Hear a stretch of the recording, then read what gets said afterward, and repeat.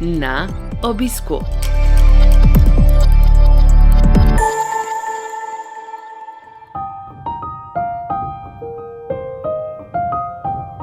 Dobrodošli v novi epizodi serije podkastov Na obisku, ki nastaja v produkciji Slovenskega združenja bolnikov z limfomom in levkemijo.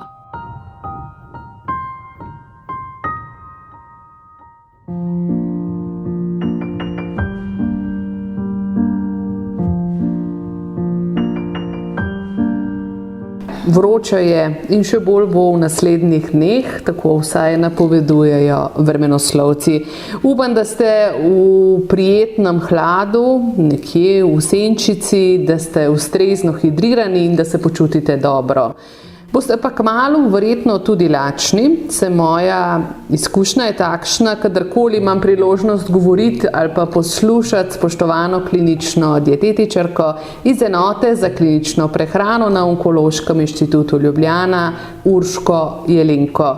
Urška, živjo! Živjo!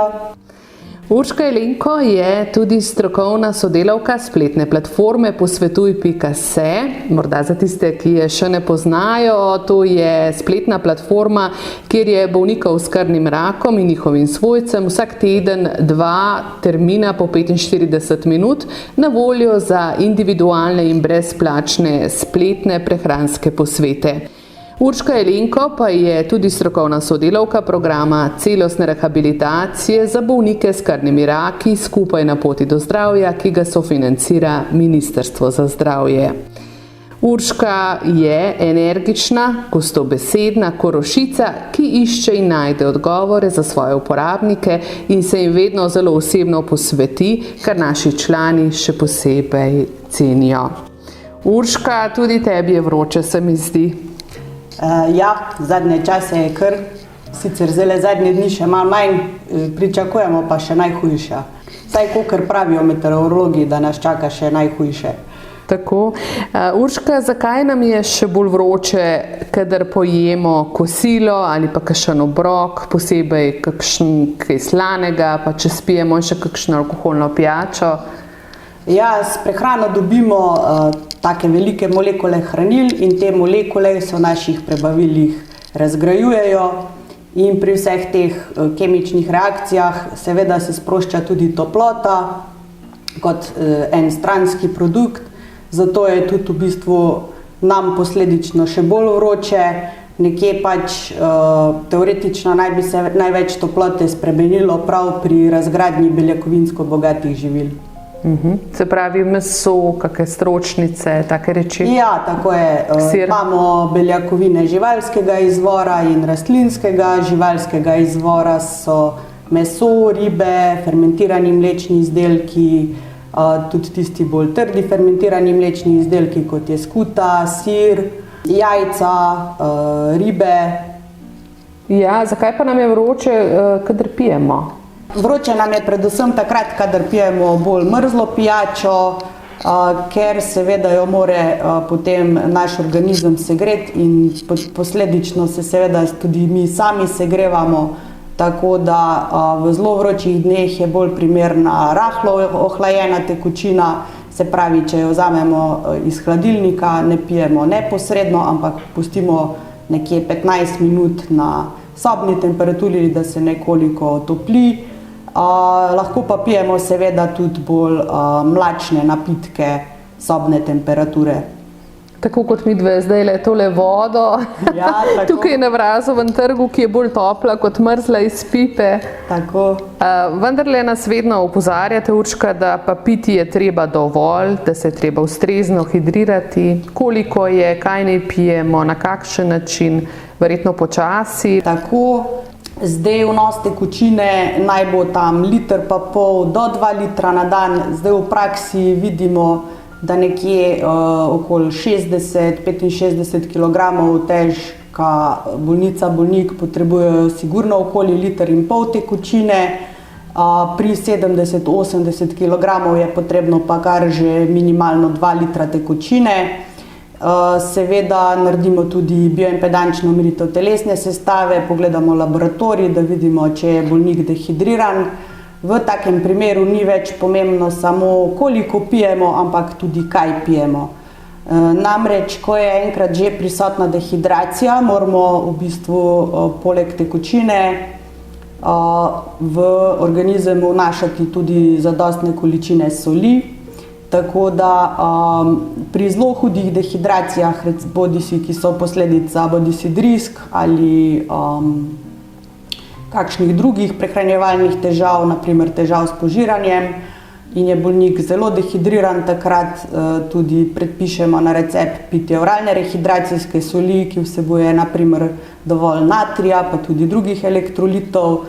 Kajti te soli in elektroliti so ravno tista vlečna sila, ki izboljšajo absorpcijo vode v črevesju, potegnejo vodo čez črevo v kri, pa tudi na to vodo potegnejo v celice, tako da na tak način se pride več tekočine v tkiva, v organe in s tem se tudi potem uspešno rehidriramo. Zdaj, kaj to pomeni v praksi, ne? Kadar zaužijemo nek slan obrok ali pa morda malce bolj slano živilo, je primerno, da potem pijemo vodo. Če pa recimo smo telesno aktivni, pa se zelo potimo, pa nimamo ravno časa za obrok navadne hrane, takrat je pa pomembno, da uživamo morda slano tekočino, še bolje pa kakšne izotonične napitke, ki jih pijejo recimo tudi športniki, in na ta način predvsem zadostimo dnevnim potrebam po natriju, tudi po drugih elektrolitih, kajti pri hudi dehidraciji se hitro lahko pojavijo tudi še kakšni drugi simptomi, poleg suhih ust, tudi kakšni krči, omotica in vodijo v resne zdravstvene zaplete. Kaj bi rekli, kako se prehranjevati v teh dneh, če smo zdaj povedali tudi del obravnave prehranske, ki jo opravljate v enoti za klinično prehrano na Onkološkem inštitutu, take morda tudi bolj poljudne nasvete, priporočila, da ne bi jedli preslano, premastno, pretežko, da potem telo obremenjujemo, ko to presnavlja to hrano in nam je še bolj vroče, pa smo utrujeni, pa se potimo. Kaj bi rekli, solate denimo so zdaj zagotovo in kaj še? Ja, zdaj problem je, ker je ta vročina, se poslabša apetit, sploh nismo lačni. Ponavadi v praksi vidim, da večjo količino hrane oziroma rečemo 2 obroka zaužijajo ljudje šele v poznem, popoldanskem ali pa tudi v večernem času. Ampak takrat smo pravzaprav že vse zamudili, takrat so že naše zaloge, predvsem glikogena, že izpraznjene. Tako da prehrano je v tem toplem vremenu potrebno prilagoditi. Se pravi, recimo zjutraj, če nimamo apetita, vendarle izbrskamo nekaj, kar bi nam ustrezalo, mogoče kaj bolj hladnega, morda jogurt s kosmiči. Če imamo težave s črevesjem, kosmiče zamenjamo s kakim kosom kruha ali pa recimo kako koruzno polento ali žganci. Potem recimo pomembno je tudi, da ko nam je vroče, pa nimamo apetita, da zaužijemo več količinsko manjših, vendar naj bojo tudi kalorični ti obroki. Fajn je morda na 3 ure en obrok. In pomembno je, da je vsak obrok sestavljen tako iz beljakovin kot iz škrobno bogatega živila, tudi nekaj maščob seveda potrebujemo in zraven zaužijemo kakšen kos sadja ali zelenjave. Samo sadje in zelenjava čez cel dan sta vsekakor premalo in z njimi ne moremo pokriti dnevnih potreb, ne po ogljikovih hidratih, ne po beljakovinah, tudi ne po maščobah. Zelo težko. Dobro, zdaj bo že počasi čas za kosilo. Zdaj pravite, apetit je manjši, v vročih dneh. Kaj bi rekli danes za eno lahko kosilo, da bomo še lahko malo delali? Ja, za eno tako lahko kosilo jaz svetujem kak file ribe, popečen, zraven kuhan krompir v kosih, skodelica solate, malo kuhane špinače. Je pa zdaj tudi, ko je vroče, težko tudi vsak dan kaj kuhati, pa nam je pa še bolj vroče. Tako da velikokrat predlagam, da morda si skuhajo bolniki kako obaro, ki ima noter krompir, korenček, kakšno zeleno, kako drugo vrsto zelenjave. Stročji fižol je zdajle ena taka dobra lokalna sezonska zelenjava. Seveda lahko dodamo tudi kak kos piščanca, bodisi kakšno bedro, piščančja prsa. In v bistvu je to še skupaj z tekočino zame en tak idealen obrok. Poleg tega recimo eno tako obaro lahko skuhamo za 2 dni, jo pustimo čez noč na hladnem in jo drug dan samo pogrejemo. In je v bistvu tak zelo dober sestavljen, kaloričen in še beljakovinsko bogat obrok. Se pravi na žlico malo? Ja, na žlico, seveda, ali pa če pripravimo preprosta živila, čim manj predelana, se pravi popečemo kakšen kos mesa na hitro, zraven recimo tudi lahko kak kuskus z zelenjavo, ki se tudi zelo hitro pripravi, da nam ni prevroče. Če je kak dan dež, nevihte, izkoristimo si, pripravimo morda tudi kako lazanjo, kakšne skutne štrukle, cmoke, jih imamo v zmrzovalni skrinji, pa potem samo si na hitro pokuhamo in je to super obrok. Seveda tudi, ko si skuhamo, pa je tisto še vse vroče, lahko malo še počakamo, da se še mičkeno hladi, pa potem pojemo. Vsekakor ponavljam, da je res fajn, da zaužijemo več količinsko manjših obrokov dnevno, recimo ne 3 količinsko zelo velike, ker s tem še bolj obremenimo prebavila, smo lahko zaradi tega še bolj utrujeni, tako da probamo čim bolj hranila prerazporediti čez cel dan. Vse, kar Urška pripoveduješ, nam svetuješ, nas izobražuješ prehransko, velja pravzaprav za slehernika, za onkološkega bolnika pa prav gotovo še toliko bolj. Ja, tako je. Namreč tako priporočila kot tudi spoznanja v praksi kažejo, da so predvsem potrebe po beljakovinah 2-krat večje kot pri zdravem posamezniku, tako da moramo biti res previdni, da pri vseh obrokih vključujemo ta beljakovinsko bogata živila. Seveda je v praksi to zelo težko, zato tudi potem prepišemo na recept beljakovinsko bogate oralne prehranske dodatke in z njimi si v bistvu lahko zelo pomagamo, da pokrijemo te dnevne beljakovinske potrebe. Seveda te napitke je treba piti počasi, po požirkih. Najbolj dobro jih naš organizem izkoristi takrat 1 uro po telesni aktivnosti, ko so mišice še dobro prekrvavljene in takrat se tudi potem te beljakovine in pa enostavni ogljikovi hidrati iz teh napitkov najbolje pridejo po krvi do tistih končnih celic, mišičnih vlaken, torej, ki takrat ta hranila nujno potrebujejo, da se v bistvu zregenerirajo, da se lahko normalno potekajo obnovam mišičnih vlaken.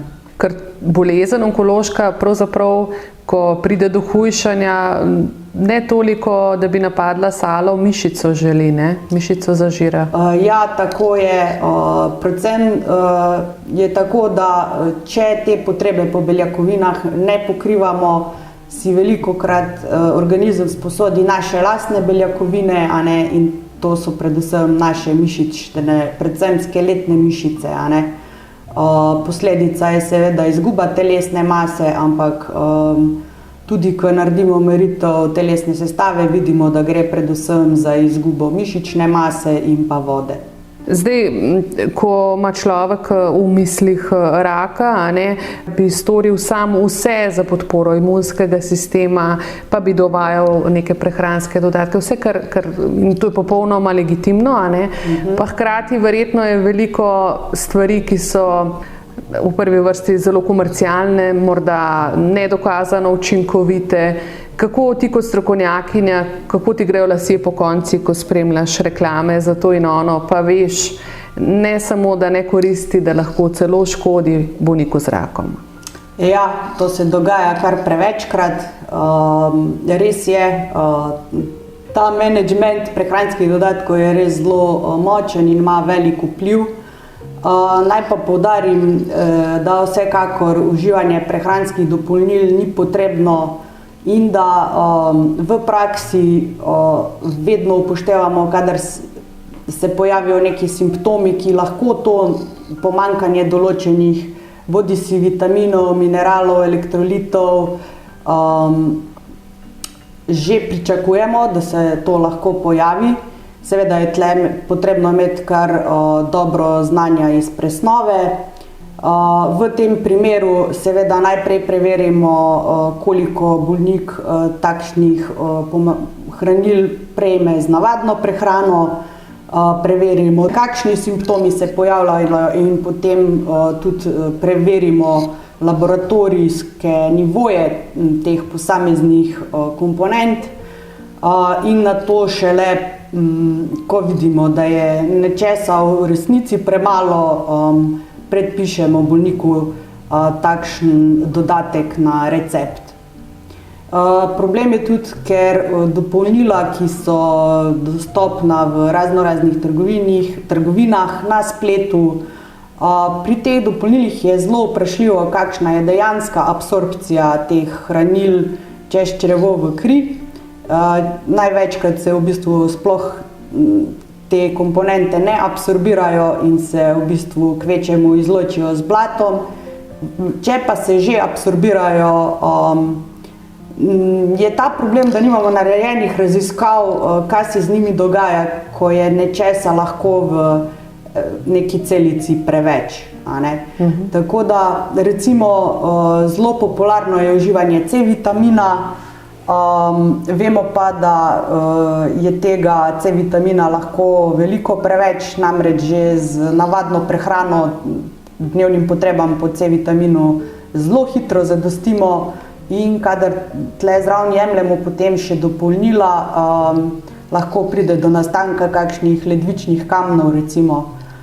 Tako da svetujem res previdnost pri uživanju prehranskih dopolnil, predvsem pa priporočam vsem bolnikom, naj se preden začnejo karkoli jemati, posvetujejo z zdravnikom, bodisi s kliničnim dietetikom, ali je to res potrebno. Urška, sem si jaz potem narobe zapomnila, da v resnici C-vitamin je eden od vitaminov, ki ga ne bi sploh mogli pravzaprav užiti prevečkrat, da se izloča z urinom. To ni dovolj, vseeno se ustavlja v ledvicah ali kako? Ja, tako je. Tudi naše ledvice imajo določeno kapaciteto oziroma, če se izrazim tako, zmogljivost, koliko tega C-vitamina lahko prefiltrirajo, če se po domače izrazim. In kadar ga je preveč, enostavno ta proces ne steče in prav zaradi tega lahko pride do nastanka ledvičnih kamnov. Urška, omenila si, kaj vse počnete in na kakšne načine vse pomagate bolnikom v enoti za klinično prehrano na Onkološkem inštitutu, pa da lahko pomagate s temi prehranskimi dopolnili pa pripravki tudi na recept. Zdaj pa ljudje velikokrat povedo, da morajo te reči kupovati tudi sami, pa da so kar drage. Zato me zelo zanima, kakšna je pot slehernega bolnika z rakom, ki bi si želel denimo posveta, svetovanja, presejanja v vaši enoti. Je to za vse? Morajo izpolnjevati kakšne pogoje? Kako to gre? V bistvu gre za prehranski pregled, kjer napravimo meritev telesne sestave, analizo zaužite hrane, povprašamo bolnika, kakšne ima prehranjevalne težave, katere bolezni ima, kako se je zdravil v preteklosti. Pogledamo tudi laboratorij in potem na podlagi vseh teh podatkov dobimo neko sliko, na podlagi katere lahko potem pripravimo prehranski načrt. Do nas lahko pridejo onkološki bolniki z napotnico svojega lečečega onkologa, seveda lahko pridejo tudi neonkološki bolniki, ki imajo na primer kakšne druge kronične bolezni. V tem primeru mora napotnico izdati osebni zdravnik, potrebno pa se je naročiti po telefonu v času naročanja. Čakalna doba je največ tam 3 tedne. Pomembno pa je, da vedno pred pregledom pišejo prehranski dnevnik, zabeležijo malo, kaj so pojedli, koliko približno česa so pojedli, lahko napišejo tudi na primer koliko žlic se pravi neke okvirne količine posameznega zaužitega živila. Te količine potem vnesemo v določen računalniški program, ki nam potem da podatek o količini posameznih zaužitih hranil. Ti si tudi strokovna sodelavka, kot sem rekla, programa celostne rehabilitacije za bolnike s krvnimi raki Skupaj na poti do zdravja. Tam pravzaprav za vsakega udeleženca opraviš prehransko presejanje, pa seveda so potem tudi skupinske delavnice oziroma posvetovalnice. Kaj je mogoče s tem prehranskim presejanjem ugotoviti? Kateri so tisti pogoji, ki za posameznika, na podlagi katerih za posameznika ugotovite, da je prehransko ogrožen? Kaj to pomeni? Prehransko ogrožen pomeni, da lahko v prihodnosti pričakujemo neke težave oziroma da lahko pride do razvoja prehranskih bolezenskih stanj. Gre za kratek vprašalnik, sestavljen iz 2 korakov, kjer nas zanima, ali bolnik že hujša, ali je manj, ali ima že prisoten nizek indeks telesne mase. In na podlagi tega vprašalnika ocenimo, ali je bolnik prehransko ogrožen. Vemo, da prehransko ogroženi bolniki, ki potrebujejo neko zdravljenje oziroma bodo potrebovali neko zdravljenje, pri takih bolnikih lahko pričakujemo kakšne zaplete med zdravljenjem. Velikokrat pride tudi do razvoja podhranjenosti, kar lahko vpliva tudi na slabši izid zdravljenja. Tako da z prehranskim presejanjem skušamo preprečiti razvoj podhranjenosti ali pa želimo preprečiti nadaljnji razvoj podhranjenosti, če je ta že prisotna. Prej sem te želela vprašati, kako je s temi prehranskimi dodatki za bolnike, ki jih nujno potrebujejo, te beljakovinski napitki in tako naprej. Ko sem rekla, da nekateri ljudje rečejo, da to kar drago in si jih težko privoščijo. Kdo nam lahko te stvari predpiše? Oralna prehranska dopolnila na recept prepišemo v enoti za klinično prehrano, predpiše jih zdravnik na podlagi opravljenega prehranskega pregleda pri kliničnem dietetiku. Lahko pa jih predpišejo tudi zdravniki specialisti, medtem ko družinski zdravniki lahko predpišejo oralni prehranski dodatek, le vkolikor je naveden kot terapija na izvidu oziroma odpustnem pismu zdravnika specialista. Je smiselno potem recimo zdravnika specialista tudi spomniti, da bi to človek recimo potreboval, da bi želel na recept, da si težko privošči. Je smiselno o tem spregovoriti? Ja, vsekakor. Ti oralni prehranska dopolnila, kot sem že rekla, res pomagajo, kar tudi v praksi vidimo, predvsem pokriti te povečane potrebe po beljakovinah pri bolnikih. V Združenju bolnikov z limfomom in levkemijo smo skoraj da pred enim letom pripravili spletno platformo posvetuj.se, kjer si ti tudi strokovna sodelavka za področje prehranskega svetovanja in imajo pravzaprav uporabniki možnost brezplačnih posvetov 2-krat na teden s tabo in zanima me, s kakšnimi vprašanji se najbolj pogosto obrnejo k tebi. V bistvu sem počaščena, da sem bila povabljena k temu sodelovanju. Najpogosteje v bistvu se obrnejo z vprašanji, kako neka prehranska priporočila iz teorije prenesti v prakso. Kaj to pomeni, katero živilo si pripraviti, kako dostikrat tudi gre zraven za prehransko strategijo, kako jesti, kdaj, kaj, potem katera živila, pri določenih težavah, recimo kot so na primer napenjanje krči v trebuhu, pri slabšem delovanju prebavil. Recimo v takih primerih odsvetujemo veliko količino vlakninsko bogatih živil, je treba biti previden in zdaj dostikrat je treba bolniku pojasniti, kaj to pomeni v praksi, katera so ta živila oziroma kako jih pripraviti, da bodo povzročala čim manj težav. Treba si je verjetno tudi prisluhniti, bolnik sam pa vidi, Ja, to je pomembno, da se tudi bolnik sam spremlja, da si malo piše, morda kaj je zaužil, zraven napiše, kdaj je imel težave. In potem tudi, ko pride bolnik k nam na pregled in prinese to zabeleženo, lahko zelo hitro prepoznamo, katera so tista živila, ki povzročajo težave. Posvetuj.se so brezplačni posveti tako s kliničnimi psihologinjami kot s tabo, s klinično dietetičarko, so pa za bolnike s krvnimi raki, pa tudi za njihove svojce. In prav v tem primeru, recimo prehranskega posvetovanja, me zanima, kakšna je tukaj vloga svojcev, a ne? Vemo, v tradicionalnih družinah, posebej pri starejših, še vedno v večjem delu verjetno kuhajo ženske. Zdaj, pogovor z bolnikom je verjetno manj vreden, ne, če ne pridejo informacije potem do kuharice. Govorim o starejših zakoncih, tradicionalnih družinah v tem smislu. Ja, tako je. Mi vedno skušamo vključiti pri prehranskem pregledu tudi svojce. Veliko krat pridejo zraven gospodov žene, moram pa reči, da tudi moški dan že kar veliko kuhajo. Ja, veliko krat recimo se pojavljajo določene informacije v različnih medijih, predvsem na spletu, ki so seveda v nasprotju z uradnimi strokovnimi priporočili. Tako da potem mi bolnika seznanimo z strokovnimi priporočili, svojci jih seveda ne poznajo in potem lahko pride tudi do kakšnih prepirov in nesoglasij, tako da vedno Uška teh je že tako dovolj. Tako je, tako da vedno zraven povabimo tudi svojce, kolikor je le možno. In kako se odzivajo potem na te nasvete? Dobite potem tudi kakšne povratne informacije?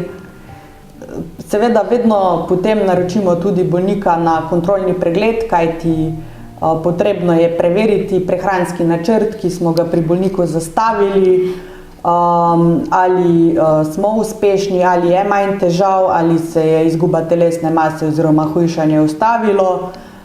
Tako da, ja, veliko krat so zadovoljni in veliko krat so presenečeni, ker so imeli o ustreznem uživanju živil popolnoma drugačno predstavo. Kako pa, Urška, ocenjuješ recimo ta razvoj klinične dietetike pri nas v primerjavi z razvitejšim svetom, kjer je teh možnosti za bolnike, vemo, pri nas vsak vendarle ne pride do kliničnega dietetika, recimo nekje v tujini pa morda ja, ali ne? Ja, zdaj moram reči, da kolikor se pogovarjam z kolegi iz tujine, praktično v teh bolj severni Evropi, v teh bolj razvitih evropskih državah pride do pregleda pri kliničnem dietetiku vsak bolnik, ki ima neko kronično bolezen. No, pri nas nažalost še nismo na tej stopnji, jaz upam, da bomo, da se bo tle kaj premaknilo v pozitivno smer.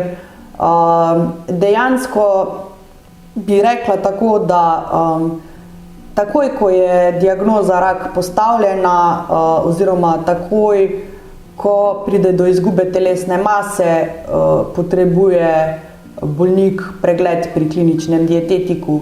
Sploh pri onkoloških bolnikih se velikokrat poudarja, da je obravnava oziroma pregled potreben takoj. Čim prej? Čim prej, tako še preden se prične zdravljenje. Namreč velikokrat je tihi, skriti simptom pri raku nepojasnjena izguba telesne mase, kjer velikokrat gre že za izgubo predvsem mišične skeletne mase, posledično tudi pride do pešanja moči in kondicije, posledično tudi se še apetit dodatno poslabša, tako da kadar že bolnik izgubi več kot 5% telesne mase ali več, je potrebno ukrepanje takoj. Omenila si, to nepojasnjena izguba telesne teže, pa slab apetit ali v določenih fazah zdravljenja ga pravzaprav skoraj ni, kaj bi takrat človek rekel svojcu, ne človek, ampak strokovnjak svojcu, ki ga to skrbi, ki ga spravlja v tesnobo, imeti zraven sebe človeka, ki mu vse pripraviš, on pa ne more jesti, bruha mu je slabo, ga misel sama na hrano že lahko odvrača. Kaj bi bil en nasvet? Vsekakor v takem primeru je prvo potreben pogovor z osebnim zdravnikom, ki lahko predpiše bolniku terapijo bodisi proti slabosti, potem vsekakor je potrebno te simptome urediti, potem pa res začeti z količinsko manjšimi obroki, z prigrizki čez cel dan. Pri tem je zelo pomembno tudi, da ko bolnik poje obrok, da se giblje, namreč gibanje in telesna aktivnost sta tista, ki zelo pripomoreta k izboljšanju, k razvoju apetita.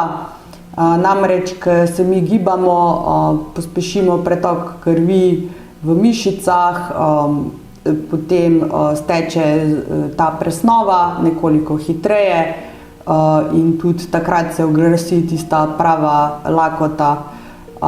Se pravi, en tak najbolj primeren nasvet v tem primeru je mogoče tudi prvo, preden pojemo zajtrk, da malo potelovadimo, naredimo kakšne raztezne vaje in potem pojemo nek količinsko manjši obrok. Pa seveda moramo biti tudi previdni, da ni samo neka tekočina, da ta obrok res vsebuje neke kalorije.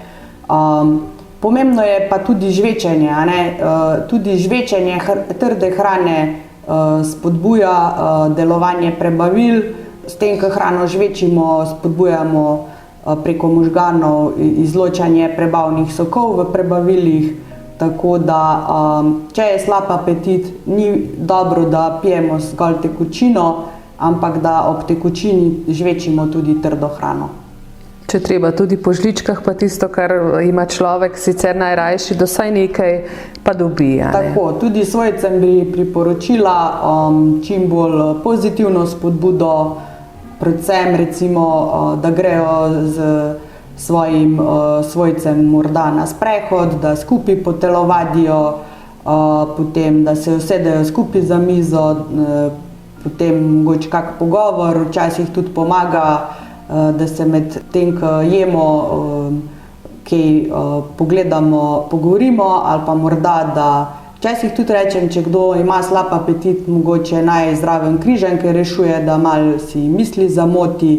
Mogoče, če se le da malo tako robotsko prehranjevanje.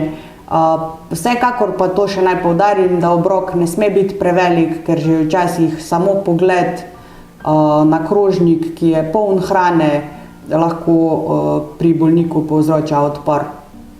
Simpatični pravzaprav nasveti in uporabni, torej preusmeri misli in je pravzaprav zelo avtomatizirano, žličko po žličko, da nekaj pride. Ne? Ampak mislim pa tudi, da v bistvu, ko pride enkrat bolnik na pogovor, ko mu razložimo, zakaj potrebuje hranila, kaj se v organizmu dogaja, že to spoznanje velikokrat pripomore k razvoju apetita.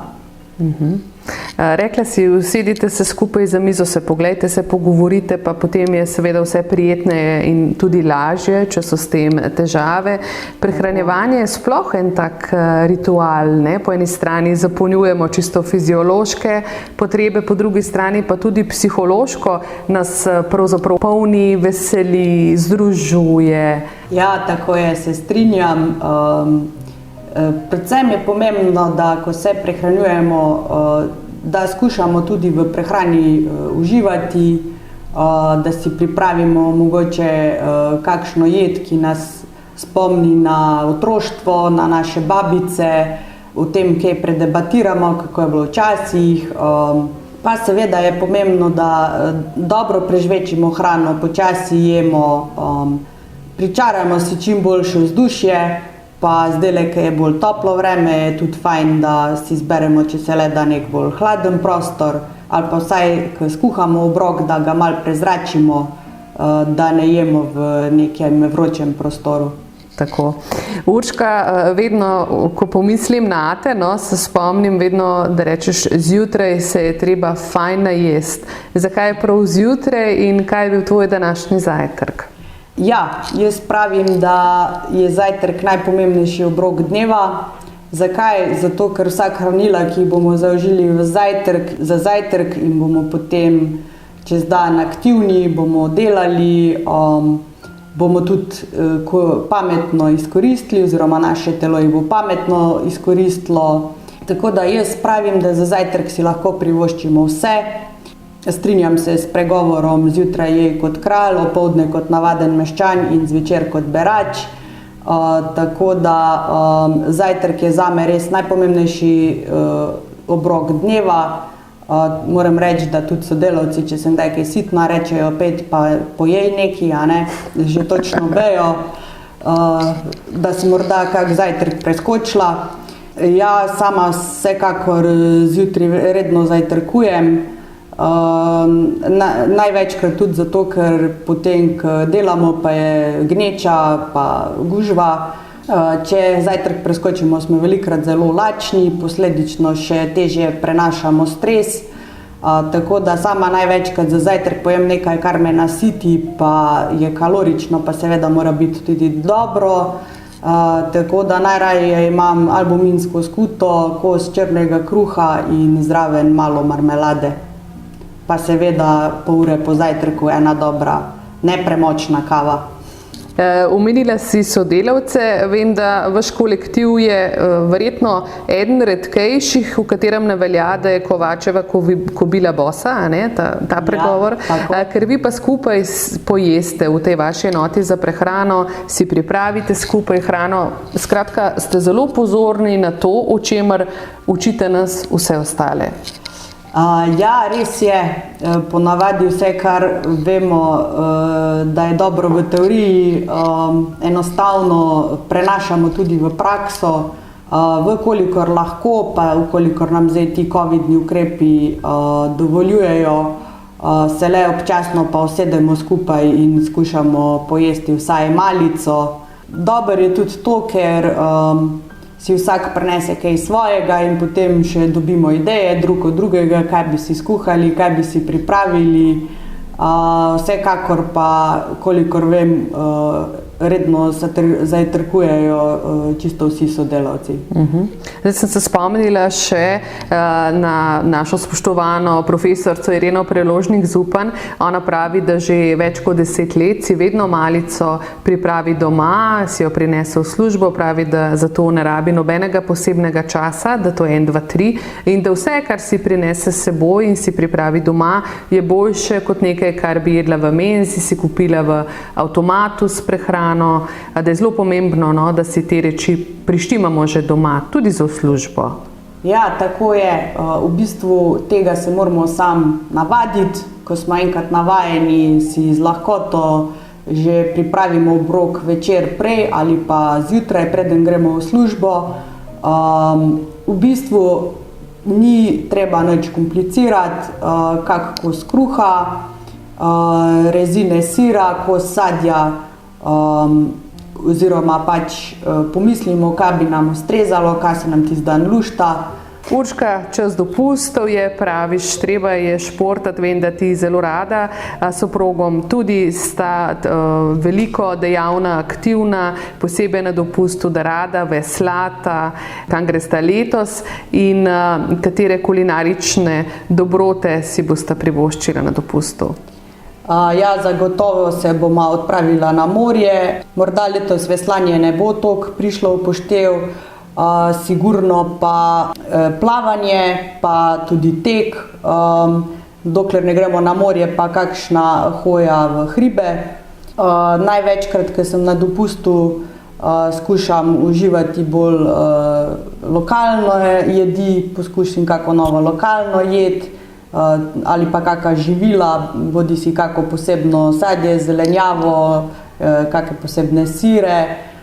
No, če sva na morju, pa si velikokrat na Silbi, kamor se vsako leto odpravima, kuhava tudi sama. Predvsem si rada spečeva ribe, oziroma čim več morske hrane pripravimo in pa seveda zraven obvezno različne solate.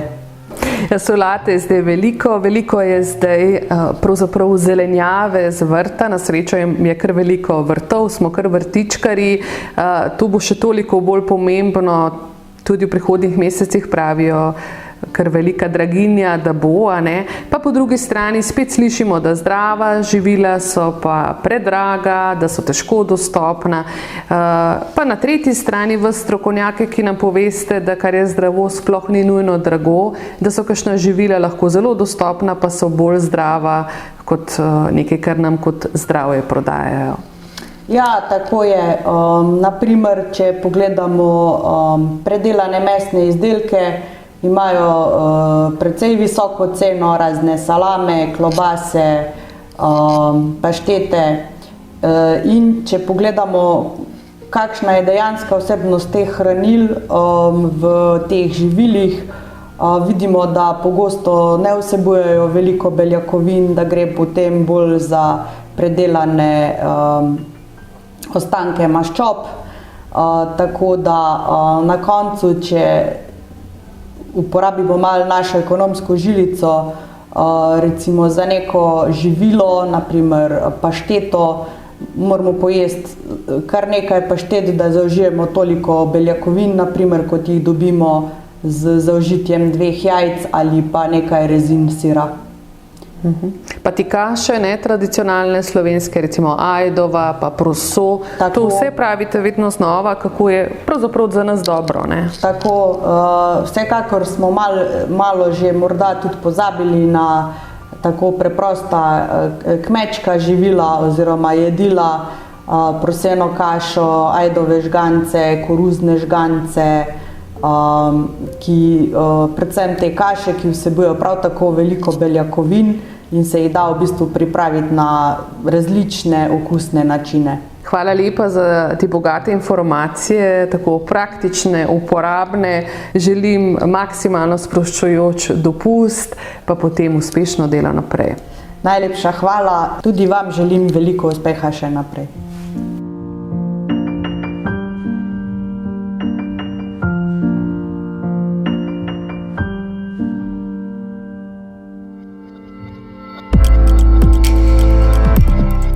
V našo družbo vabljeni spet čez 14 dni. Na slišanje!